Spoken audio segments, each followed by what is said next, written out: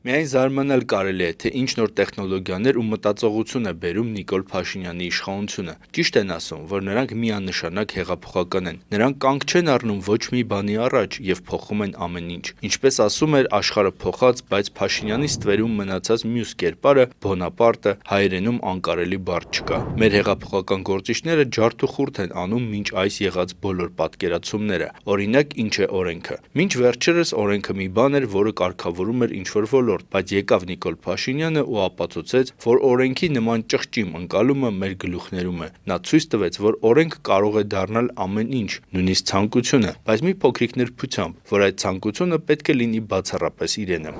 Արցախը Հայաստան է եւ վերջ։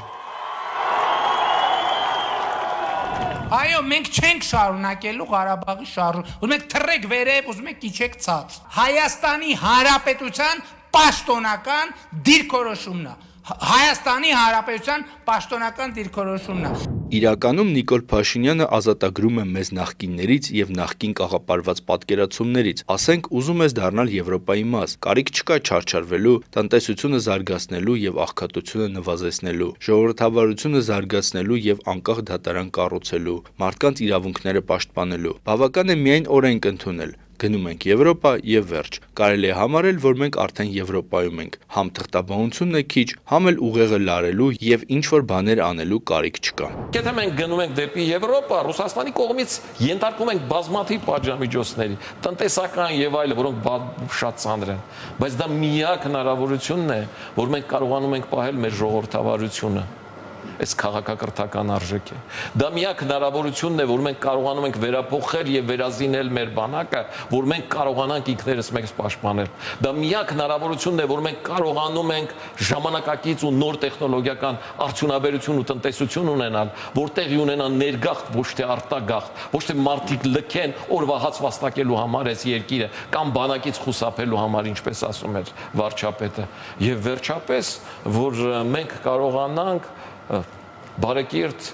բարեկեցիկ ու ժողովրդավար ընտանիքի մաս դառնալ։ Բայց հայ ժողովուրդը մսխելու հատկություն ունի։ Մենք սիրում ենք ոչնչացնել մեզ ավանդված հարստությունները, նախ չենք գնահատում դրանք, ապա մոռանում ենք դրանց մասին։ Որպեսզի նորից չկրկնվի հին պատմությունը, մենք պետք է կարողանանք կարճել հեղափոխական այս հնարավորությունից եւ օրենքի այս նոր մեկնաբանությունից նոր օրենքներ ստեղծենք։ Օրինակ, պետք է անպայման օրենք գրվի, որ Հայաստանի Հանրապետության վարչապետը պետք է լինի շատ զուսպ, ոչինչ չպետք է զիջի թշնամիներին եւ պետք է միշտ հաղթի։ Սա կլինի պարզապես փառահեղ մի լուծում ներկա քաղաքական խնդիրները մեկ զարկով լուծելու համար։ Ադրբեջանը շարունակում է կարևոր է, բայց ես մի պահի պետքա շատ լրջորեն։ Զիջման մասը։ Ինչն ենք զիջել, մի հատ ասեք։ Տեսեք, եթե Ադրբեջանը նոր նախապայմաններ առաջացնում, ընդհանրապես գիտեք, այդ նախապայմանների մի մասը սկսենք կատարել, դա զիջում է լինում, չէ՞, էս արեք։ Հետո Ադրբեջանը նոր նախապայմաններ առաջացնում։ Մի րոպե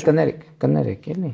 Հիմա այս իմ նկարագրածի մեջից մենք ինչ ենք զիջել կամ Էդ էլ է շատ կարևոր խոսակցություն։ Այդ զիջումների թեմային պետքա շատ լրջորեն վերադառնանք։ Շատ լրջորեն վերադառնանք։ Եվ ընդ որում սկսած 2020 թվականից եւ նրա նախորդող շրջանից, որովհետեւ զիջել ենք ինչը։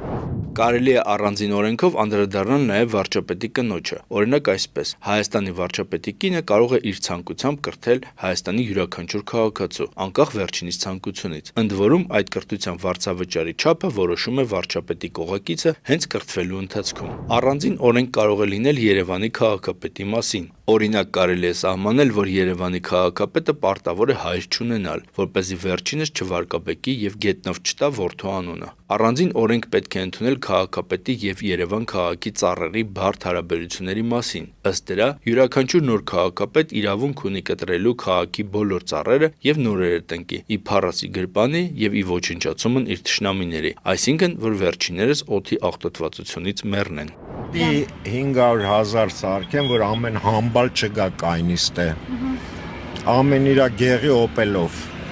Կենսունակ ծառեր չեն կտրվում, նրանք քաղաքում փոխարինվում են միմիայն այն ծառերը, որոնք որ իրենց կենսունակության կամ ավարտին են մոտեցել կամ առհասարակ չորացել են։ Մի սիրուն Քիփլիկ օրենքով կարելի է սահմանել, որ ազգային ժողովի падգամավորները չպետք է դեբիլ լինեն, եւ խորհրդարանում հայտնվելուց հետո նրանք ինքնաբերաբար համարվում են կրթված, զարգացած եւ հայրենասեր անհատականություններ։ Այս եւ նմանատիպ այլ օրենքներից հետո իրական Հայաստանի գաղափարախոսությունը միանշանակորեն կծալի եւ մի կողմ կդնի հնարավոր բոլոր ու հատկապես նախկին գաղափարախոսություններին։ Գևորգ Էմինտերյան, Օրագիր Նյուզ։